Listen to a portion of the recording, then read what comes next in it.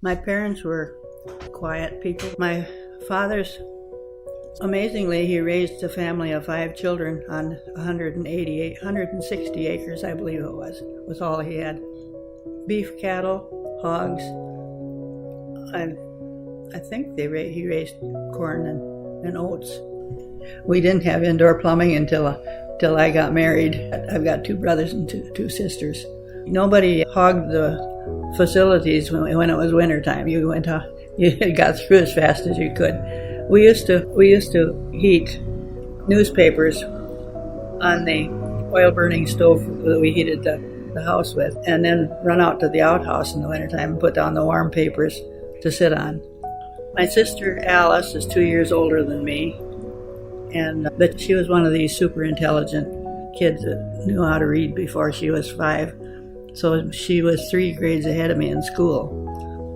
And my brother Paul was 14 months younger than me.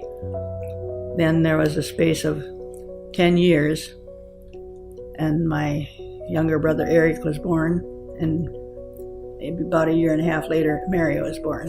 It was different for them. My dad had mellowed quite a bit towards being, I think he appreciated those 2 more than he did 3 older ones.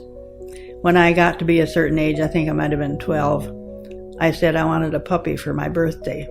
Okay. And so then my dad took me over to a neighbor who they had puppies, and I picked out one.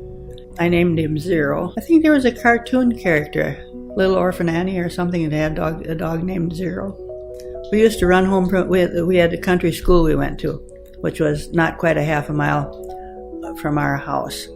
And I remember when school let out in the afternoon, we would run home as fast as we could to listen to the radio programs, Jack Armstrong, the Lone Ranger, and those kind of programs. That was in the afternoon, of course. And I don't know, we had chores to do. I had to feed the chickens, and one-room school. I walked to school regardless of how cold it was.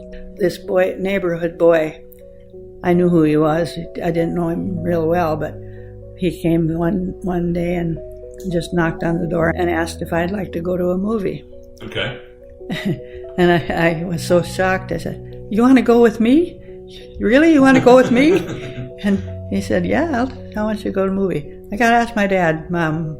So I turned around, slammed the door in his face, and left him standing out there. And he never came back? No, he came back. We went to the movie.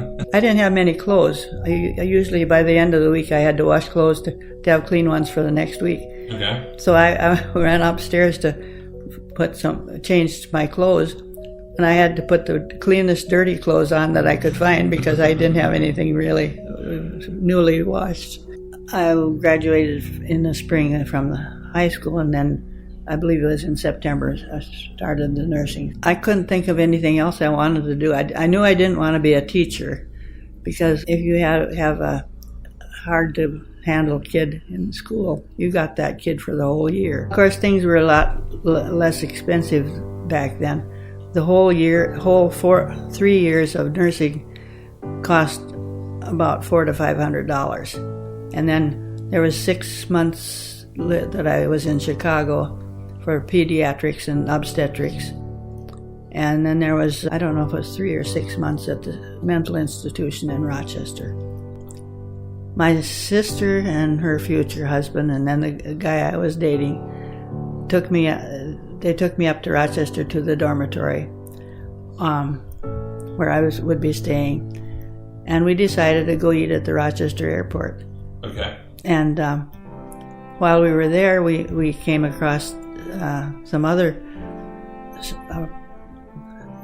classmates that I would have.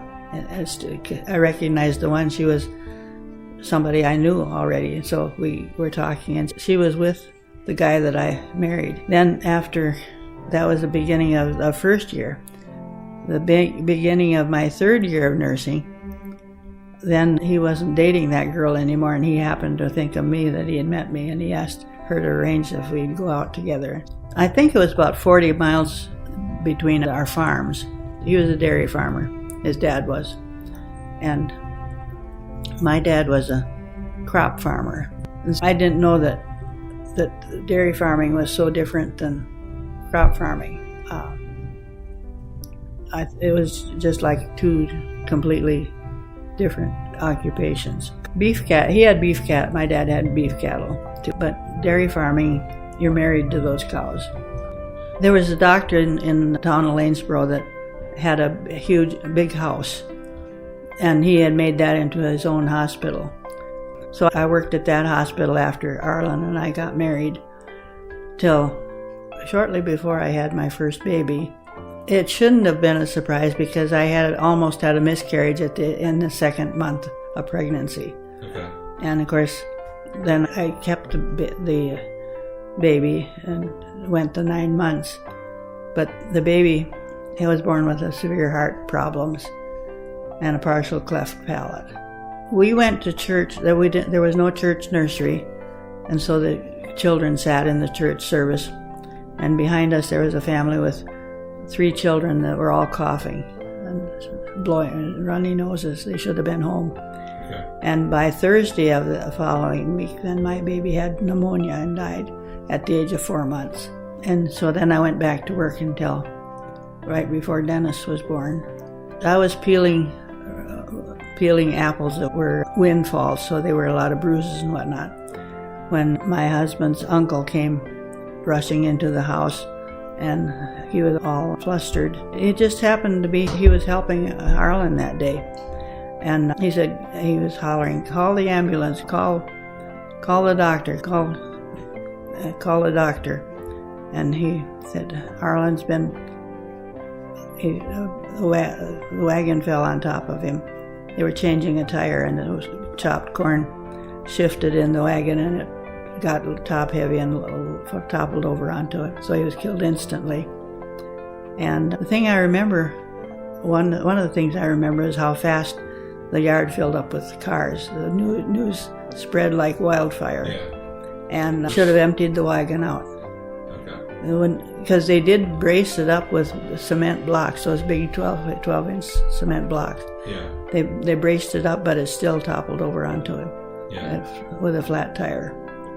I said, and then his uncle was Ole Boyum. I told Ole, "We've got to get a tow truck first to get the wagon off of him." And then I called the doctor that I had worked for, and because from Ole I gathered there was no way he could be alive.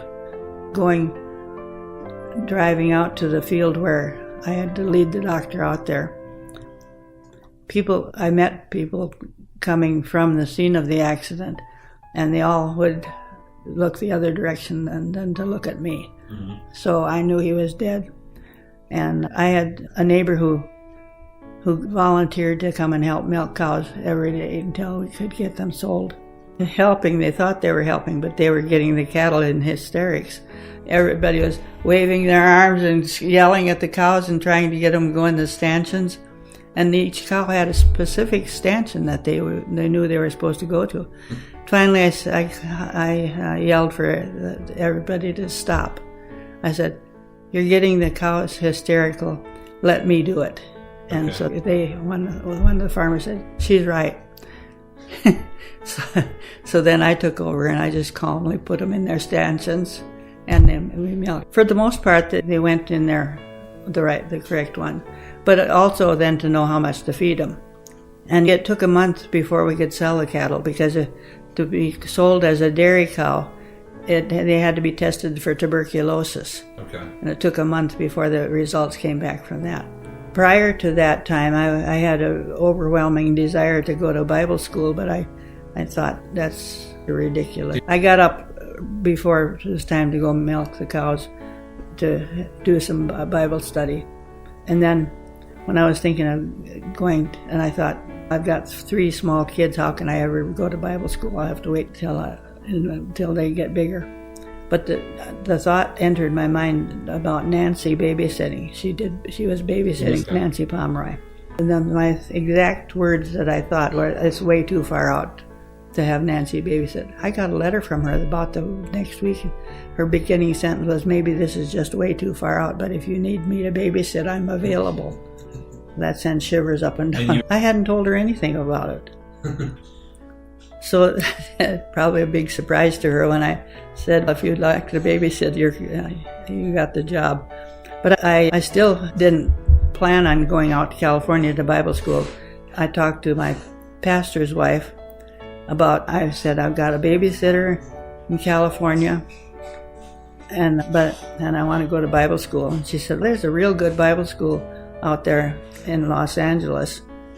And Nancy lived in Pasadena. Okay. We got the Atlas out in Pasadena and Los Angeles are side by side.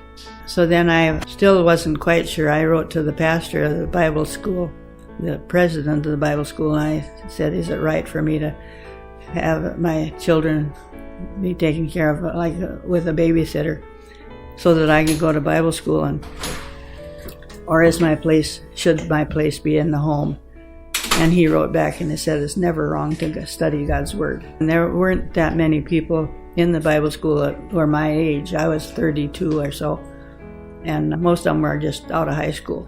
Okay. It was the Bible Institute.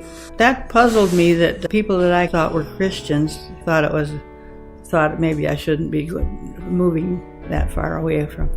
And the ones that I knew really didn't have much spiritual depth to them. They thought it was great that I'd go to California. Then I shipped all of my things out to California to Nancy's address. Okay. By train. So I sent it. And then flew out there with the 3 kids. And between when I flew out there and 2 days later, I had found this house to live. It was within walking distance of Nancy's house. It was about 2 blocks. We went to the real estate agent in that neighborhood and asked for houses that were available. Went over there, and the landlord, the man that owned the house, he was preparing the house to rent it out. It was his mother's house with his mother's furnishings, and he agreed to rent it to me. His name was Mr. Paradise.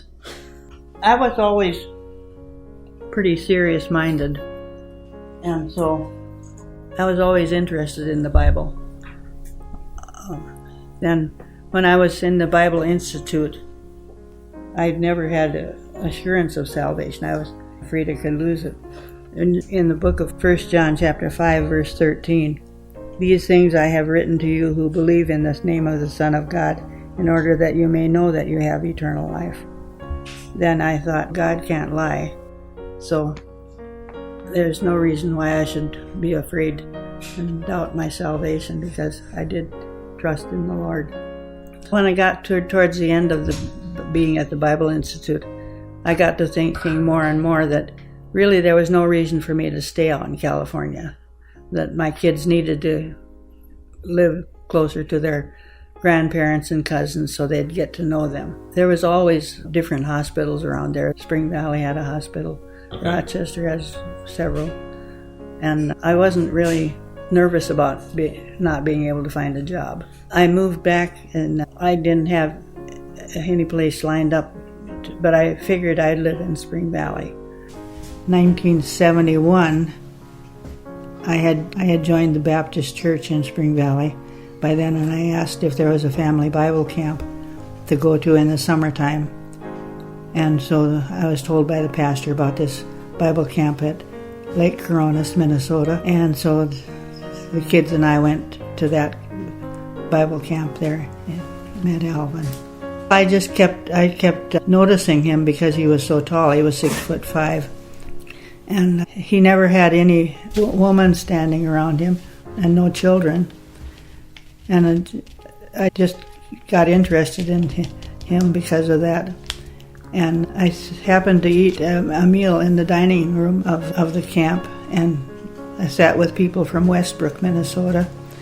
And I knew that Alvin was from Westbrook too, because he had his name on the name of the Bible church on his Bible. It was one of those welcome stickers you put on. And so in the conversation, I just said, "Oh, you're from Westbrook. Now that's where Mr. Lindstrom is from." And I said, "Are his children grown up?" And they said, "No." They smiled at each other, and he said, "No, he's a bachelor. He's never had children." And so then afterwards they claimed that they all went back to their cabin and had a prayer meeting that we would meet. And then after that meal, I watched where he sat, and then I went and sat next to him. That was out of character for me. He didn't seem to be as old as he was, and he had nieces that loved to, they would fight over who could sit on his lap. But when I was packing up the car to leave the camp the day I left, he was standing down by the lake talking to some men, and the thought entered my mind that I was going to marry him. And I thought, that's ridiculous.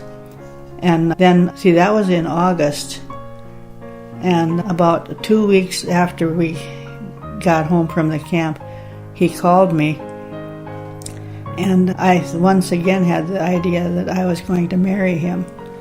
And then he called me to ask me if he could take me out to eat. He said he was visiting his brother Ray in Winona, and that he'd like to go out to eat. As soon as I heard his voice on the phone, I thought, I'm going to marry him. So he came and took me and the kids out to eat, but it was on a Monday, and the restaurants are pretty well closed. So I can't remember what we did to it. But being he was so tall, I decided I better dust off the top of the refrigerator, because he could tell by his height whether it was dusty up there. Well, I dusted the refrigerator off, but I forgot to dust the rest of the furniture off. But he was not the type of person that even noticed anything out of the ordinary, like dusty furniture. Then he wrote me a letter and asked and proposed marriage. I wrote him back. We got a foot of snow that night before the wedding. So we woke up to a foot of snow on the ground. The roads were difficult. We got stuck. We were going to go to one direction, and then Alvin decided that we better turn around and go the other direction. And we turned around, came back, and got stuck. So Alvin had to shovel snow and put chains on the car. Then when we got to Dovry, then the roads had been plowed from there. Yeah. When we got to the church, the people that were waiting for us there, they had discovered that the flowers for the wedding hadn't been delivered. So they called up, and they had written down the following day as the day of the wedding. So they had to scurry around and make the corsages and stuff and deliver them just at about the same time we got there. And it really was a cobbled up mess. But one thing I remember about that house, it was always cold in the winter. And several years after we got married, a repairman told us that the thermostat was not meant for a house, it was meant for a store, a big building. Okay. And the kitchen floor was a dark maroon linoleum. It showed dirt, or showed tracks. It needed a lot of work done, but I wasn't unhappy with it. It was okay. But it was big enough so you guys could all have, the kids could all have their own bedroom and whatnot. I'd almost about decided we weren't going to have any kids. And then when I found out I was pregnant, I got a card for congratulations to the father-to-be or something, and I put it on the table. And when he got up and ate breakfast, he found the card. That's how I told him that he was going to have a baby. And he came up the stairs, tears streaming down his face. I knew that as soon as they found out that they'd be telling everybody, so we didn't tell him till other people knew. He was one person who did not vent his frustrations or anger about things. I think he stewed a lot and he never let on that he was upset about anything. We never had an actual argument about anything. I can ever remember that we argued about anything, pretty much because he kept his temper under control. When we went to the hospital, I think that we had heard the forecast that it was going to be stormy. Alvin took me to the hospital as soon as we knew about it. We hadn't told my family is all that we were expecting another baby. Alvin called my mom up and told her, and she was hurt. It hurt her feelings that I hadn't told her. When I went out on the farm, it's about the same time I left for the hospital, and didn't come on until right before we got home. They had to stay in the basement, and Alvin dragged a big oil-burning stove out across the snowbanks and down the basement and to heat the basement. You know how he happened to have a lot of things, but it wasn't real warm down there, even with that stove. And you can imagine keeping a baby less than a year old in a crib the entire week. I didn't know the electricity was off because I was there. I don't suppose there was phone service part of the time either. Back then, the cost of being in the hospital was much, much less than now. I was in the hospital with you for 8 days, and I think the bill came to $800 and some. It was the hardest on Grandma Lindstrom, I think, because she had to wash Beth's diapers out by hand and hang them up to dry. Kathy came to stay with the kids while Alvin took me to the hospital, and then sometime later Grandma came over and replaced Kathy. He had beef cattle and hogs. Having two babies that close together, and it was with farm women, they didn't take off time to recuperate from anything, and I think I got run down and I had emotional upheaval. I was depressed, and so I was in the hospital for that. But after I got rested up and everything, I was okay. But I knew when I married Alvin, he was 16 years older than me, that I would be alone again with the age difference. The first time, of course, was an accident that killed Arlen, and that was a total shock. But I was so busy I didn't have time to get depressed or anything. Right. Sonia was only 18 months old when her father died, and there was the first month, especially after he died, then we had dairy cattle to keep milking, and kept me on my toes. The neighboring men and men from the church set up a day when they came out and before the auction sale, and they got everything arranged, and really it was pretty much taken care of that way for me. And they also had a day when men brought their combines in and combined all of the crops just in one day. The lack of it. I didn't want the people in the church to know that I was going to move out of the area, and so I was going to keep it quiet till I definitely made plans. But I think just like the Lord had to be guiding me towards marrying Alvin by letting me think that I was going to marry him when I didn't even know him. Yeah. And then also moving here, Sonia and Tim lived here, and I knew I could meet those kids on the street and they wouldn't even know who I was. So I decided to move down here to South Carolina to get to know my grandchildren in 2005. Okay. I did counted cross-stitch pictures, and I began to notice them. My pointy finger on my right hand had a tremor.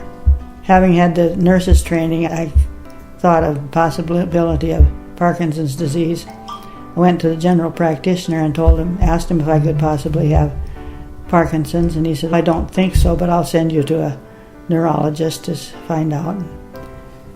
So he did, and the neurologist said that he wasn't sure, but he thought I did have it. I just suspected it when I got that tremor in my finger, but it has developed fairly slowly compared to some other people. Paul's was a different kind of Parkinson's, and I don't remember what it is. This last year it's progressed more than it has over the other years. The best place I've lived? There's different reasons for my residence being good. Like when I was growing up in that farmhouse, we didn't have any modern conveniences to speak of, but there was really a strong sense of security and safety. It's just like I didn't have a worry in the world that anything bad would happen to us, because we always had a warm house, and my mom was always there, and smell of homemade bread when coming home from school, and always enough to eat and everything. And then I guess the poorest place I lived was over by Lanesboro. Not very happy with being a dairyman's wife, because I didn't know when I got married that kind of farming was totally different than what my dad had done.